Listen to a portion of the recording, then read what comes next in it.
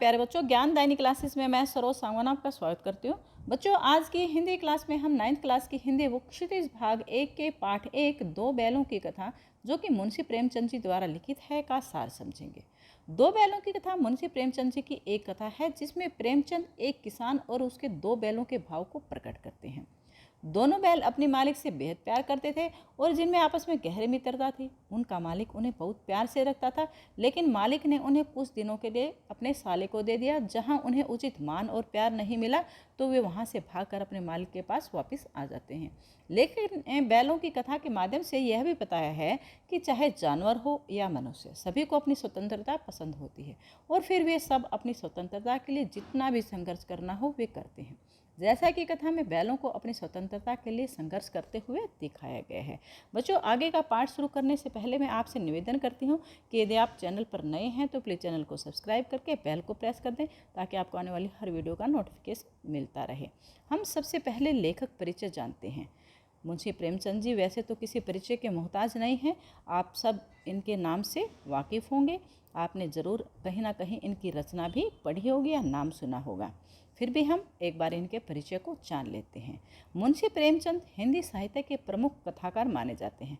कथाकार मुंशी प्रेमचंद देश ही नहीं दुनिया भर में विख्यात हुए और कथा सम्राट कहलाए। प्रेमचंद का जन्म 31 जुलाई सन 1880 में बनारस के लम्हई गांव में हुआ था। उनके पिता अजायब राय डाकखाने में किरानी थे। जब वे 7 वर्ष के थे तब इनकी माता श्रीमती आनंदीबाई का देहांत हो गया था। उनकी प्रारंभिक शिक्षा गांव में ही हुई थी। प्रेमचंद ने बीए तक की पढ़ाई पूरी करने के बाद शिक्षा विभाग में नौकरी प्राप्त की, परंतु असहयोग आंदोलन का हिस्सा बनने के लिए उन्होंने नौकरी से इस्तीफा दे दिया। इसके बाद उन्होंने अपने लेखक जीवन की शुरुआत की। पहले इन्होंने नवाब राय नाम से उर्दू में लिखना शुरू किया, परंतु बाद में वे प्रेमचंद नाम से हिंदी में लिखने लगे और कई सारी कहानियाँ लिखी जिसे आज हम पढ़ते हैं। प्रेमचंद जी का देहांत 8 अक्टूबर सन 1936 में हुआ था। अब हम दो बैलों की कथा का सारांश बिल्कुल अच्छे से पढ़ते हैं। बच्चों, इसको ध्यान से सुनना और समझने की कोशिश करना। बहुत ही रोचक कहानी है।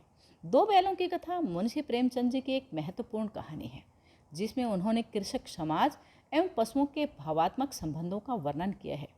उन्होंने बताया है कि स्वतंत्रता आसानी से नहीं मिलती, इसके लिए बार बार प्रयास करना पड़ता है तथा आपसी भेदभाव त्याग कर एकजुट होकर संघर्ष भी करना पड़ता है। कहानी का सार कुछ इस प्रकार है। लेखक ने बताया है कि जानवरों में सबसे मूर्ख गधे को माना जाता है, क्योंकि वह अत्यंत सीधा और सरल है। वह किसी भी बात का विरोध नहीं करता। अन्य जानवरों को कभी न कभी आपने गुस्सा करते हुए देखा ही होगा, किंतु गधे को कभी गुस्सा करते नहीं देखा। बैल के विषय में लोगों की कुछ और ही धारणा रही है, तभी तो उन्हें बछिया का ताऊ कहते हैं, किंतु यह बात सच नहीं है, क्योंकि बैल को गुस्सा भी आता है और वो मारता भी है और अड़ियल रुख भी अपनाता है, इसलिए उसे लोग गधे से बेहतर समझते हैं। तो झूरी काछी के यहाँ दो बैल थे, एक का नाम हीरा और दूसरे का नाम मोती था। दोनों बैल स्वाभिमानी, बहादुर और परोपकारी हैं। दोनों सुंदर, स्वस्थ और काम करने में तेज थे। दोनों में पक्की मित्रता थी और दोनों एक दूसरे के भाव को स्पष्ट रूप से समझ जाते थे, यानी दोनों ही एक दूसरे के मन की बात समझ जाते थे और दोनों साथ साथ खाना खाते थे। एक नहीं खाता था तो दूसरा भी नहीं खाता था। ठीक है, दोनों साथ साथ रहते और काम करते और उनका मालिक उन्हें बड़े स्नेह से, बड़े प्यार से रखता था। संयोगवश एक बार झूरी ने दोनों बैल अपने साले गया को दे दिए। उसके साले का नाम गया था, तो उसको कुछ दिनों के लिए अपने दोनों बैल उनको दे दिए। बैलों को लगा कि उन्होंने उन्हें बेच दिया है। हीरा मोती अपने मालिक से अलग होकर बहुत दुखी हो जाते हैं। गया को, बैलों को अपने घर तक ले जाने में उन्हें बहुत कठिन परिश्रम करना पड़ता है, क्योंकि वो अड़ियल हो जाते हैं और उसके साथ जाना नहीं चाहते, तो उसको बड़ी मेहनत करके वो अपने साथ ले जाता है। शाम को जब वे गया के घर पहुंचते हैं तो उन्होंने घास को मुंह तक नहीं लगाया, यानी उन्होंने खाना नहीं खाया। दोनों आपस में मुख भाषा में, यानी साइलेंटली वो आपस में बातचीत करते हैं, अपनी ही भाषा में वो बात करते हैं और रात को रस्सियाँ तोड़वाकर झूरी के घर की ओर चले जाते हैं। झूरी जब सुबह उठकर देखता है तो उसके दोनों बैल नाद पर, जहाँ पर वो खाना खाने का उनका वो होता है, उसको नाद बोलते हैं, तो वहाँ खड़े घास खा रहे हैं। झूरी दौड़कर स्नेहवश यानी प्रेम से दोनों को गले लगा लेता है। गांव के सभी लोग बैलों की स्वामी भक्ति पर आश्चर्यचकित थे, किंतु झूरी की पत्नी से यह देखते न बना, क्योंकि उसको गुस्सा आ गया कि वो उसके भाई के घर को छोड़कर वहाँ भाग आए हैं। वो उनको मतलब कामचोर मानती है। वह पति और बैलों को भला बुरा बताने लगे। अगले दिन से झूरी की पत्नी ने मजदूर को बैलों के पास सूखी घास डालने को कहा, कि यानी वो गुस्से में थी, तो उसने कहा कि इनको अच्छा खाना नहीं देना, इनको सूखी घास डालो। वो बहुत ज़्यादा गुस्से में थी और उनसे नाराज़ थी। मजदूर ने वैसा ही किया। दोनों बैलों ने कुछ नहीं खाया। दूसरे दिन झूरी का साला फिर आया और दोनों बैलों को फिर से ले जाकर मोटी तगड़ी रस्सियों से बांधकर सूखा भूसा डाल दिया। अगले दिन दोनों को खेत में जोता गया, लेकिन मार खाने पर भी दोनों ने पैर न उठाने की कसम खा रखी थी, यानी उन्होंने निश्चय कर लिया था कि हमने काम नहीं करना है। मोती बहुत गुस्से वाला था और हीरा थोड़ा सहज व समझदार था और धीरज से काम लेता था। हीरा की नाक पर जब नए मालिक द्वारा डंडे मारे गए तो मोती मतलब गुस्से से हल लेकर भाग गया। उसको बहुत ज़्यादा गुस्सा आया कि मेरे दोस्त पर कैसे वो डंडा मार रहा है, तो उसको गुस्सा आ गया और वो हल को लेकर भाग गया। मोती के दिल में क्रोध की ज्वाला भड़क रही थी, किंतु हीरा के समझाने पर मोती खड़ा हो गया। गया ने दूसरे लोगों की सहायता से उसको पकड़ा और घर ले जाकर फिर मोटी रस्सियों से बांध दिया या फिर वही सूखी भूसा डाल दिया उसके आगे। इस प्रकार दोनों बैल दिन भर काम करते, बहुत ज़्यादा मेहनत करते, मार खाते और फिर शाम के समय उन्हें सूखा भूसा खाने को दिया जाता।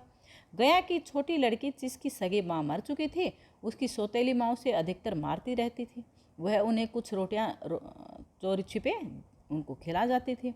एक रात वह बच्ची उनको खोल देती है ताकि वे दोनों उस कैद से भाग जाएं, और फिर शोर मचा दिया कि बैल भाग गई, ताकि किसी को शक न हो कि ये उसने ही खोला है। वो शोर मचा देती है कि बैल भाग गए। गया हड़बड़ाकर बाहर भागा और गांव वालों की सहायता के लिए चिल्लाया, लेकिन बैल तो भाग चुके थे। वे दोनों फिर काफ़ी देर दौड़ने के बाद एक अनजान जगह पहुंच जाते हैं और अपना रास्ता भूल जाते हैं। अब ये भूख से बेहाल थे, इतनी देर से वो भाग रहे थे तो उनको भूख भी लगाई। लेकिन पास ही एक मटर का खेत देखकर उसमें वो चरने लगे और फिर खेलने लगे। कुछ ही देर में वहाँ पर एक सांड आया और वो उनसे भिड़ गया। दोनों में आपस में लड़ाई हो गई। दोनों ने जान हथेली पर रखकर बड़े प्रयत्न से उसे आगे पीछे से रौंदना शुरू किया। दोनों ने उसके मतलब बड़े साहस से उस सांड को हराने की कोशिश की और अंत में उस पर विजय भी प्राप्त कर ली। फिर सांड के साथ लड़ाई करने के बाद दोनों को फिर से भूख लगाई।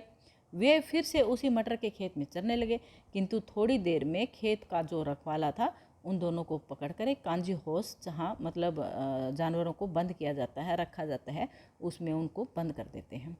कांजी हाउस में उनसे अच्छा व्यवहार नहीं किया गया। उन्हें रात भर कुछ भी खाने को नहीं दिया गया। वे भूख के मारे मरे जा रहे थे। मोती के मन में विद्रोह भड़क उठा। हीरा के समझाने पर भी वह नहीं माना और उसने सामने कच्ची दीवार को तोड़ना शुरू कर दिया। इतने में चौकीदार लालटेन लेकर पशुओं को गिनने आया। मोती को इस प्रकार दीवार तोड़ते देखकर उसने उसको रस्सी से बांधकर कई डंडे दे मारे।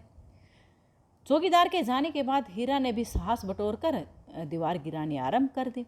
इस प्रकार काफ़ी संघर्ष के बाद आधी दीवार गिर गई। काफ़ी जानवर वहाँ से भाग निकले। हीरा ने फिर मोती की रस्सी काटनी आरंभ की, लेकिन रस्सी नहीं टूटी। वे दोनों वहीं खड़े रहे। हीरा भाग सकता था, लेकिन चौकीदार ने मोती को मोटी रस्सी से बांध दिया था, तो वो हीरा भी उसकी कारण नहीं गया कि मेरा दोस्त यहाँ है तो वो नहीं, मतलब मैं भी नहीं जाऊँगा। तो हीरा भाग सकता था लेकिन भागा नहीं। वे दोनों वहीं खड़े रहे। एक सप्ताह तक वे दोनों कांजी हाउस में भूखे मरते रहे। वे बहुत ही कमज़ोर हो गए थे।